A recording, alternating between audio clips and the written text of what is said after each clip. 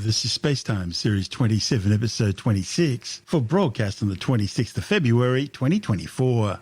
Coming up on SpaceTime, Odysseus touches down at the lunar South Pole.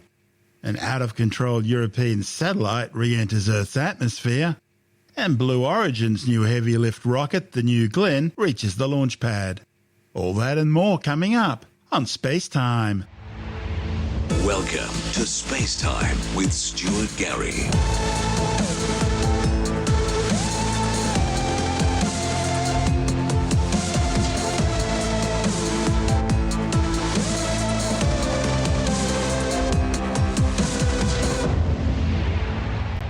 A private company has for the first time successfully landed a spacecraft on the moon. Houston-based Intuitive Machines have confirmed that their Nova-C Odysseus lander is on the ground and upright at the lunar South Pole. Well, almost. An updated statement the next day pointed out that Odysseus descended 3 times faster than expected, and it was also moving slightly to one side at the moment of touchdown. That apparently caused the lander to catch one of its 6 legs onto the lunar surface and tip over onto its side. Also, the spacecraft was programmed to land in a crater named Malaport A, around 300 kilometers from the moon's south pole. Instead, it wound up in Schamberger crater, some 200 kilometers uprange from the intended landing site, at an altitude of approximately 10 kilometers. Still, it is the first lunar touchdown by any commercially manufactured and operated vehicle, and the first by an American spacecraft in 52 years. The landing capped off a nail-biting final approach descent and touchdown, during which problems surfaced with the spacecraft's autonomous navigation system, requiring engineers to activate an untested workaround at the last minute. There are also ongoing communications issues with the spacecraft, leaving mission managers in limbo for some time as to its exact fate, some 384,000 kilometers from home. Mission Control were only getting very faint signals from the lander's high-gain antenna. They knew it was on the ground, but were uncertain as to its precise condition and position. Did the vehicle land softly as hoped, or did it come down hard and maybe crash? If we encounter a communications challenge, how difficult it is to land on the moon and continually have those communications. Folks talking about using the Goonhilly Earth Station dish in the UK to do a sweep, looking for that signal, that autonomous process of the lander reassigning itself somewhere that it believes is safe. The HRN camera was functioning and able to make those decisions after what was a 2-hour orbit of problem solving with Intuitive Machines' TRN and HRN cameras. The laser rangefinders assigned to those are the ones that Intuitive Machines installed inside the navigation pods. The laser rangefinders were not activated. We went to NASA and asked to use 2 of the laser beams on the navigation Doppler LiDAR. That's right. And spent 2 hours in orbit. Team, we're going to confirm our pointing vector with our antenna for post-landing. Yep. We spent about 2 hours in orbit to solve that problem. We got good readings on the way down. And right now, we are working to confirm communications on the surface of the moon. That is the South Pole region of the moon. That's right. What we do know is the power descent initiation. We were following along on the status calls. We executed a pitch-over maneuver, and we're counting down the clock to a landing time of 5:23 p.m. Central Time. Working on the communications component to confirm data from the lander, check the status of Nova-C and the data that they were receiving here in Nova Control to confirm landing. Part of that is communications. We're standing by. Fido MD on IM1. QMD. I'm looking at our phase plane there for the last part of the flight. Looks like we had excellent pitch and yaw control throughout, but I did see a little bit of a roll excursion. Could it be that we landed off angle and roll in the final phase? So I do see we had up to an 8-degree excursion. We're about to begin the roll maneuver, which is Terminal phase. The terminal phase, which is a large roll maneuver to get to the landing attitude. That's the last data point I have. But up until that point, we were really solid. Right. So terminal phase begins at 30 meters or post HDA. Post HDA. Post HDA. 400 meters. Very good. And that's a great conversation, confirming, talking about the attitude of the lander, making sure that those antennas are within direct line of sight with Earth stations. Mission Director monitored all stations. We're also updating our pointing vector with our dishes to make sure that they're tuned in on our final landing site. There's a call. We're searching for that communications back to the ground station. This one particularly is in the UK that's tracking us. And it's important to note, Gary, that we have an entire network dedicated to working these communications problems. It's been active this entire mission. And the largest, most powerful dish out of all of them is about a 64-meter dish in Australia. That time to search with that opportunity with the largest, most powerful dish, we're looking at about 12 to 13 hours after our estimated touchdown. So this is a process that we could be looking and searching for the lander's signal for confirmation for quite some time, but we're going to continue to listen in and stand by as our flight controllers are working with the ground station in the United Kingdom to work this issue, work this problem. It's another challenge, very similarly to the challenge solved just to make it this far. Science of life, we have a return signal we're tracking.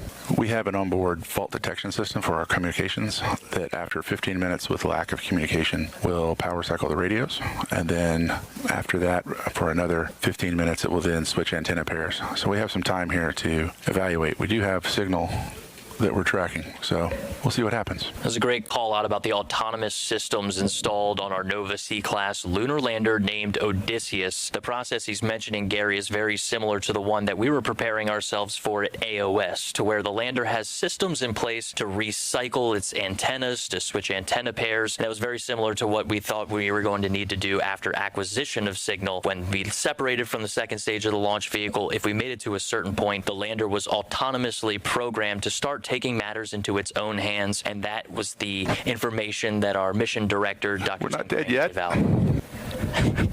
We're also not dead yet. And the key here is patience. It's 5:34 p.m. Mission Director Tim Crane confirming that it could take 2 phases of 15-minute increments to confirm the status of the landing. So we could be here, and we'll stand by and monitor as Nova Control continues to work this issue. Yeah, tense moments inside of Mission Control with the most qualified folks. We're picking up a signal from our high-gain antenna and transmitter. It's faint, but it's there.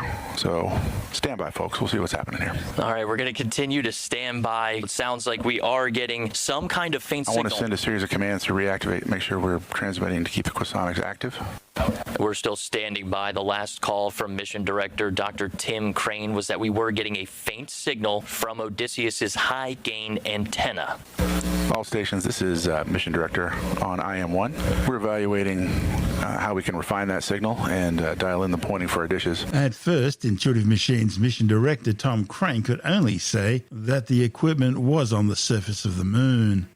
But after more troubleshooting of the issue, flight controllers confirmed Odysseus had touched down and was sending back data to Earth. What we can confirm, without a doubt, is our equipment is on the surface of the moon, and we are transmitting. So congratulations, IM team. We'll see how much more we can get from that. Excellent call from our Mission Director, Dr. Tim Crane. IM1. And over to our CEO, Steve Altemus. Yeah, if I could just pass on a few words to the entire team in Intuitive Machines at Superbab and here in the Mission Control. What an outstanding effort. I know this was a nail biter, but we are on the surface and we are transmitting, and welcome to the moon. One of the problems is that Odysseus was never designed to provide live feed of the landing, which came a day after the spacecraft reached lunar orbit and a week after its launch from Florida aboard a Falcon 9 rocket.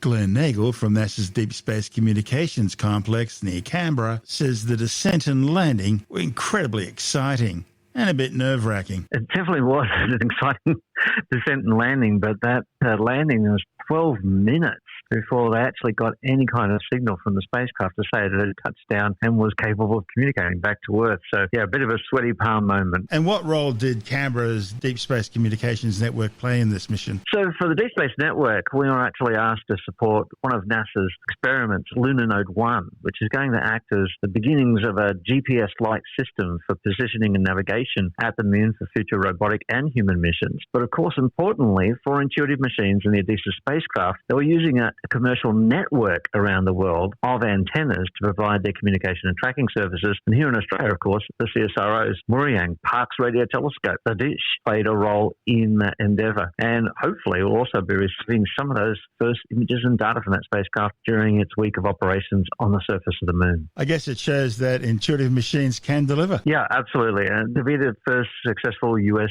private company to actually land on the surface of the moon is a remarkable achievement. And of course, it's just the beginning beginning of a whole range of new missions that they're planning for even later this year. At least 3 more missions heading to the moon this year, all of them by private companies. Yeah, and it's really the opening up of a whole new lunar economy, as they now refer to it. It's kind of like the same way the aviation industry went over 100 years ago, with few initial magnificent men in their flying machines, and then government-supported developments of aircraft, and then, of course, into the private sector, taking passengers and cargo around the world that we're so used to today. And here we are at that point now with the space sector, with commercial companies now providing the cargo services. They're even providing the services to take astronauts into space. And, of course, that allows the big government agencies to be able to then do more with the money that they have. At this stage, when will we see humans orbiting the moon again? So at the moment, Artemis 2 is still slated for September of 2025 to take Reed Wiseman, Jeremy Hansen, Victor Glover and Christina Cook into lunar orbit.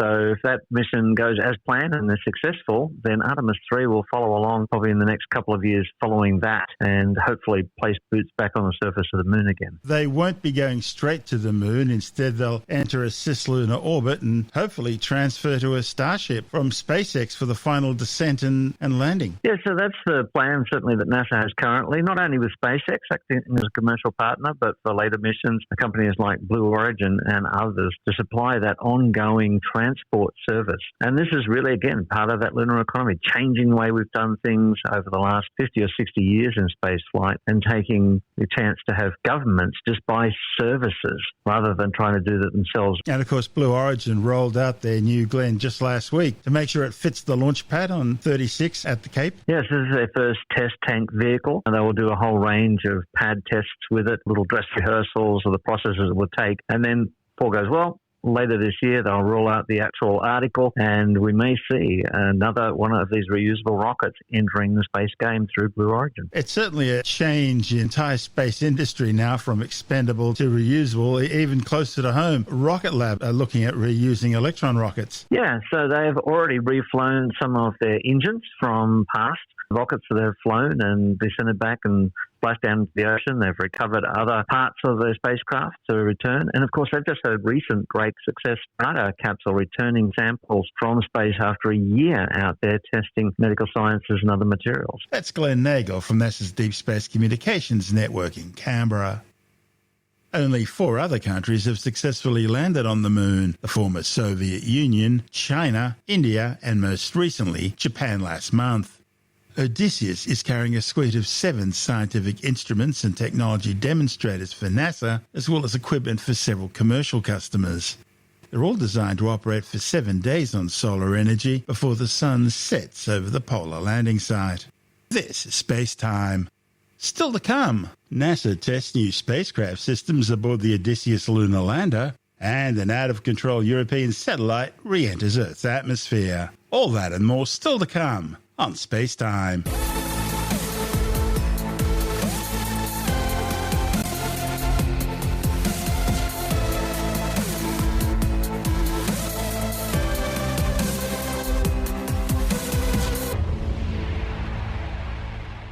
Among the many systems being tested aboard the Intuitive Machines Nova-C lander is a new type of fuel gauge designed to work in the microgravity conditions of space.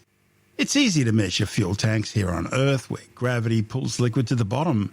But in space, the game changes. Quantifying fuel that's floating around inside a spacecraft's tank isn't so simple.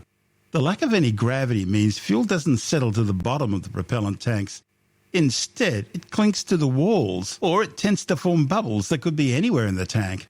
And that makes it really challenging to understand exactly how much propellant you have left within your tank. And that can be really important to maximize your mission duration and plan how much you need for a specific maneuver. And this is where NASA's new radio frequency mass gauge could be crucial.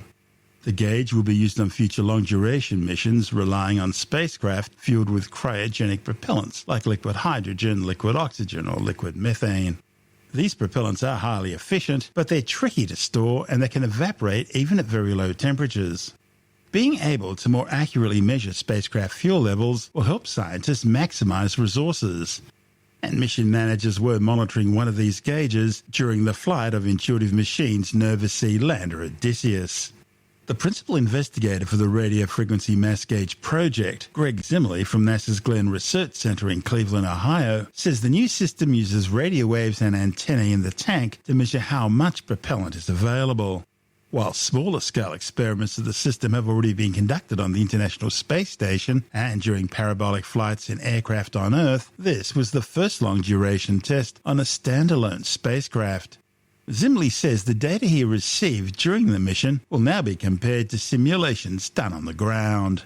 NASA has been working on ways to gauge propellants in tanks for over 50 years in the microgravity environment. Now we're going to test it on this lunar lander, so that's very exciting. I'm Greg Zimmerly, the principal investigator for the Radio Frequency Mass Gauge payload. This instrument is a space-age fuel gauge. We're going to use it to measure the amount of cryogenic propellant in the Intuitive Machines Nova-C lander propellant tanks. These propellants are very cold. They're at about minus 300 degrees Fahrenheit, and they're liquid oxygen and liquid methane. This is a technology developed at NASA Glenn Research Center. Previously, we tested this instrument on the International Space Station as an experiment to gauge a small cryogenic tank. Now, we're integrating the instrument onto an actual lunar lander. The purpose of integrating this instrument is to test it on a real spacecraft. Future lunar missions, like those in the Artemis program, will likely also use cryogenic propellants and have to store those propellants in space for long periods of time.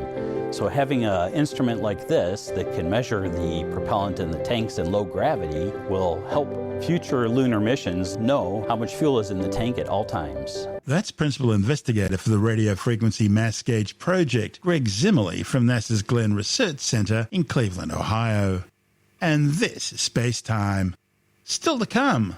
An out-of-control spacecraft re-enters Earth's atmosphere on a suicide plunge. And Blue Origin unveils its new orbital launch vehicle, New Glenn, at the Cape Canaveral Space Force Base. All that and more still to come on SpaceTime.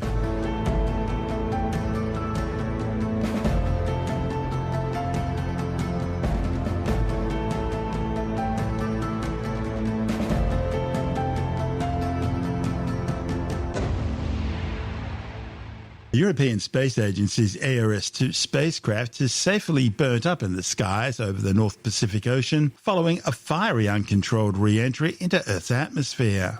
The ARS-2 probe was ESA's second European remote sensing satellite, launched almost 30 years ago, back in April 1995. Together with its almost identical twin ARS-1, it provided invaluable long-term data on Earth's land surfaces, its ocean temperatures, ozone layer, and polar ice extent, information which revolutionized science's understanding of Earth's environment and how it's being affected by climate change. Having far exceeded its planned 3-year mission, ESA decided to deorbit ARS-2 in 2011 in order to reduce the growing problem of space junk. And so mission managers began a long program to slowly deorbit the 2.5-ton satellite over many years. ESA's mission managers say all the spacecraft's remaining fuel was depleted during the deorbiting phase in order to reduce the risk of an internal malfunction causing the satellite to break up into pieces while still at an altitude being used by active spacecraft. As a result, it wasn't possible to control ARS-2 at any point during its final re-entry, and so the only force driving it during its descent was unpredictable atmospheric drag. Still, this was the best option for disposing the satellite, given the way it was designed back in the 1980s. Nowadays, spacecraft are designed to be deorbited after use. Meanwhile, as ARS-2 continued its slow descent, by the start of this year, its fate had become sealed. Images taken between January the 14th and February 3rd show the satellite tumbling out of control towards the atmosphere at an altitude of around 300 kilometers. By the middle of February, it had passed below 200 kilometers and was now dropping by around 10 kilometers a day. Now at this altitude, atmospheric drag caused by molecules in the rarefied upper atmosphere of the Earth begin to buffet the spacecraft, causing a significant amount of orbital decay. Last week, as the spacecraft continued tumbling out of control, it began skipping along the upper atmosphere, almost like a surfboard rider, and at that stage its final death plunge was imminent. Now, the exact point of re-entry couldn't be determined because the thickness of Earth's upper atmosphere tends to rise and fall, sort of like a jellyfish, as it's being pummeled by the ever-changing solar wind, the stream of charged particles flowing out from the sun. But last Wednesday morning at around 11:14 a.m. Australian Eastern Daylight Time, ERS-2 had hurtled below 80 kilometres in altitude, with the speed of its descent increasing rapidly. At this point, it began breaking apart and burning up, bringing its mission to a final end. The majority of pieces were destroyed during the descent, with only stainless steel and titanium components surviving all the way down to the planet's surface. No one was injured during the descent, and no property was damaged. So I guess you'd call that a happy ending, although probably not for the spacecraft. This is SpaceTime. Still to come, Blue Origin unveils its new orbital launch vehicle, the New Glenn. And later in the science report, major criticism for Google's new Gemini artificial intelligence after it was found to be rewriting history and showing anti-white bias. All that and more still to come on SpaceTime.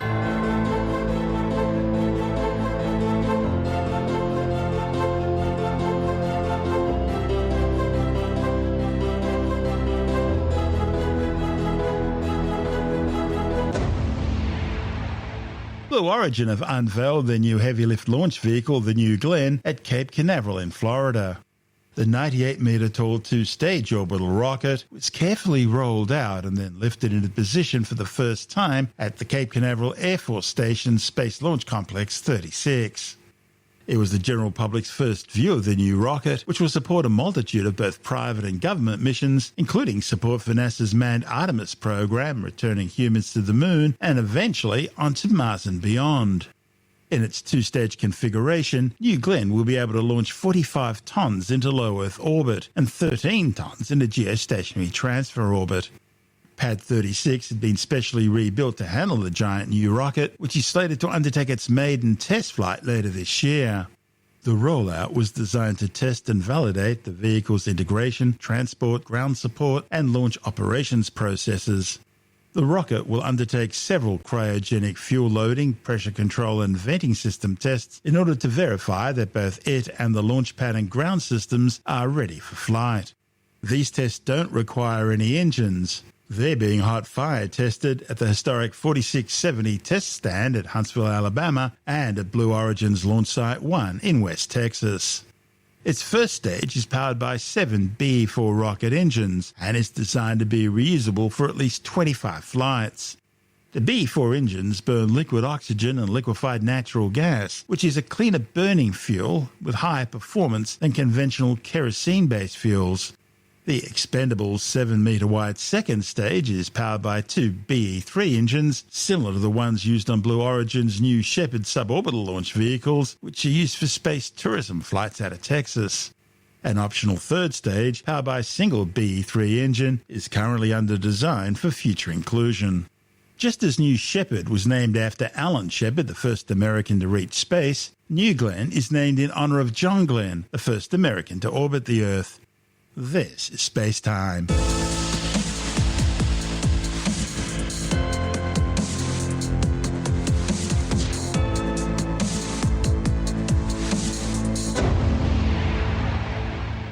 And time now to take a brief look at some of the other stories making news in science this week with the Science Report.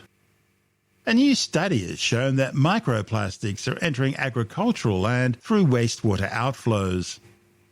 A report in the journal Water Research claims scientists found microplastics in 146 biosolid samples collected from 13 wastewater treatment plants across 3 Australian states, including 4 in New South Wales, 4 in South Australia, and 5 in Queensland.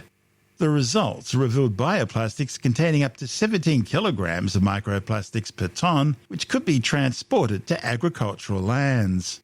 Furthermore, the study also showed that every Australian was releasing between 0.7 and 21 grams of microplastics into wastewater every year, with New South Wales ranking the lowest and South Australia ranking the highest per capita for concentrations.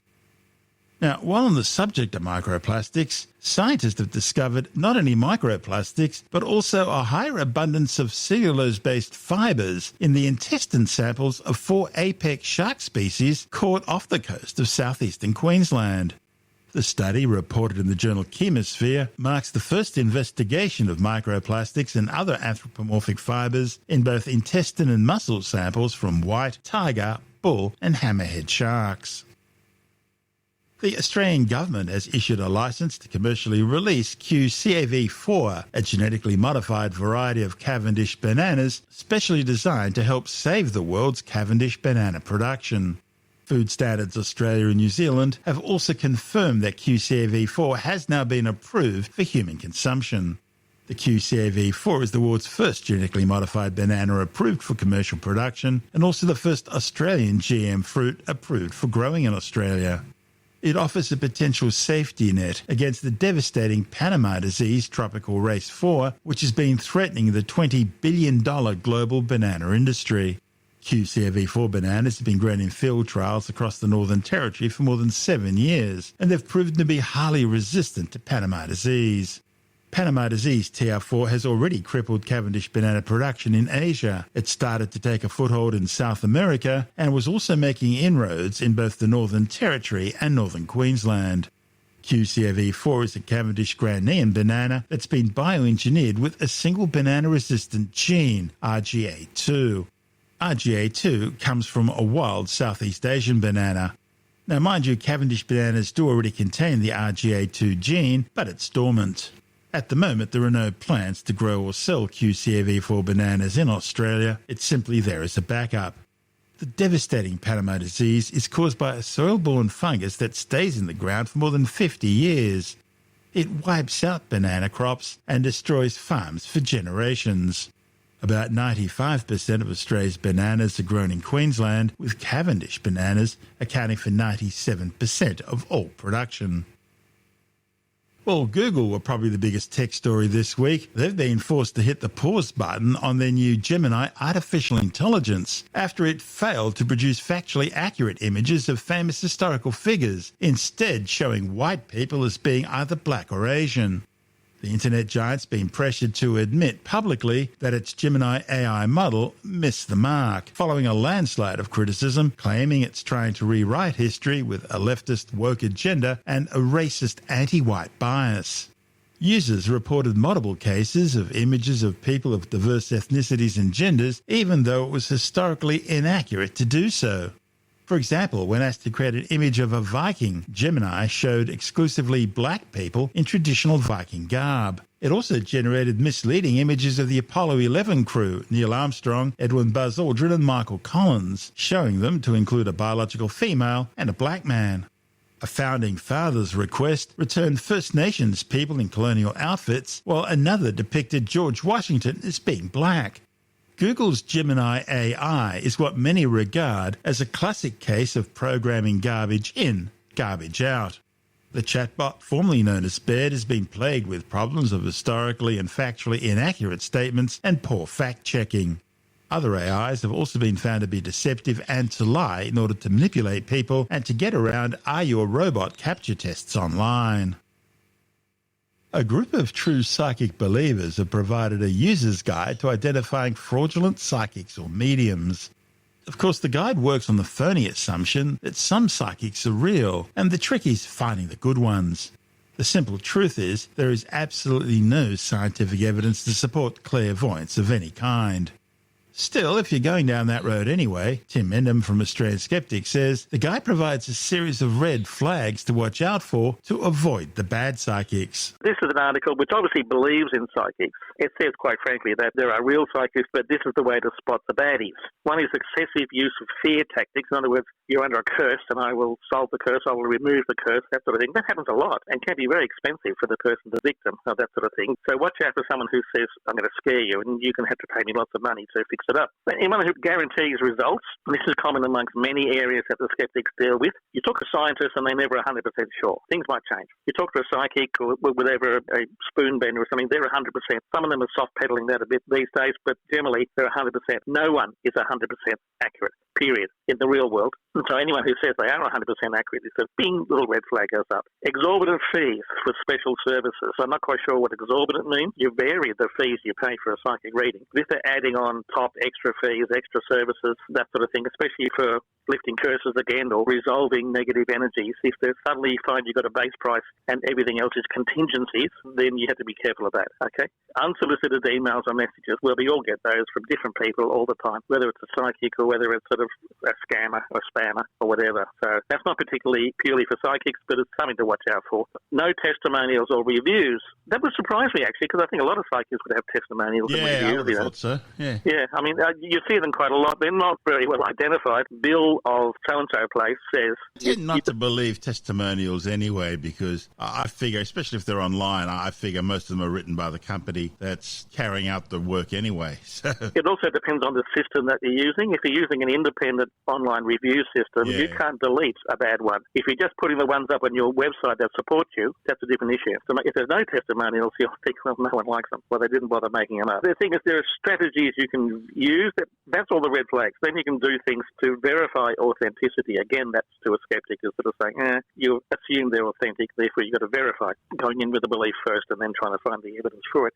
You check what reviews there are, if there are any, and you avoid high-pressure tactics, standard for all salespeople, really. Question unrealistic promises. Well, you're talking about psychics and things, so you're already in the realm. Is unrealistic. That's right, yeah. You seek recommendations. Again, that's often the way the psychics get in touch with other people and how they learn about the background, which they can then feed back to the client. So-and-so visits a psychic and it says, I should send my sister-in-law or my brother-in-law along to this. They're really looking for a solution to their problem, blah, blah, blah. I say, okay, send them along. And then when that person turns up, the psychic says, I see you have a problem solving this. That's amazing, because they're already told. The best one here, the best, in quotes, strategy to verify authenticity is trust your intuition. This is I have a gut feeling that I know this person is a fake. Really?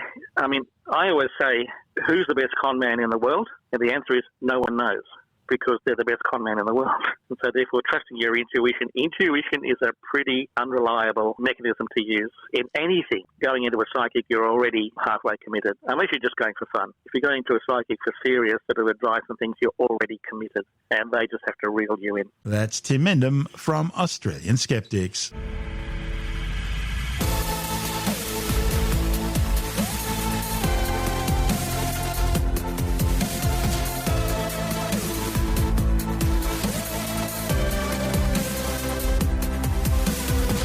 That's the show for now. SpaceTime is available every Monday, Wednesday and Friday through Apple Podcasts, iTunes, Stitcher, Google Podcast, Pocket Casts, Spotify, Acast, Amazon Music, Bytes.com, SoundCloud, YouTube, your favourite podcast download provider, and from spacetimewithstuartgary.com. SpaceTime's also broadcast through the National Science Foundation on Science Zone Radio and on both iHeartRadio and TuneIn Radio. And you can help to support our show by visiting the SpaceTime store for a range of promotional merchandising goodies, or by becoming a SpaceTime patron, which gives you access to triple-episode commercial-free versions of the show, as well as lots of bonus audio content which doesn't go to air, access to our exclusive Facebook group, and other rewards. Just go to spacetimewithstuartgary.com for full details. And if you want more SpaceTime, please check out our blog, where you'll find all the stuff we couldn't fit in the show, as well as heaps of images, news stories, loads of videos, and things on the web I find interesting or amusing. Just go to spacetimewithstuartgary.tumblr.com. That's all one word, and that's Tumblr without the E. You can also follow us through @StuartGary on Twitter, @SpaceTimeWithStuartGary on Instagram, through our SpaceTime YouTube channel, and on Facebook, just go to facebook.com/SpaceTime with Stuart Gary. You've been listening to SpaceTime with Stuart Gary. This has been another quality podcast production from Bytes.com.